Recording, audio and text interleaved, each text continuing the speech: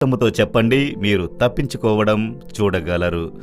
2 కొరింథీయులకు 1:10లో పౌలు చెప్పేటప్పుడు చెబుతున్నాడు, ఆయన మరణము నుండి మమ్మును తప్పించెను, ఇక ముందును తప్పించును, ఇకపైన తప్పిస్తారు.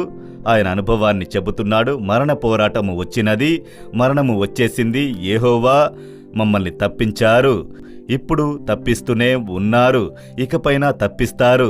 ఇదే మన అనుభవంగా ఉండాలి. ఎందుకంటే ఇమ్మానుయేలు అగు దేవుడు మనతోనే ఉన్నారు, మీతోనే ఉన్నారు. అయితే ఇంతవరకు మిమ్మల్ని తప్పించిన వారు ఇప్పటికీ తప్పిస్తూ ఉన్నవారు ఇకపైన తప్పిస్తారు. భయపడాల్సిన పని లేదు. ఎంత గొప్ప దేవుడో చూశారా యేసు.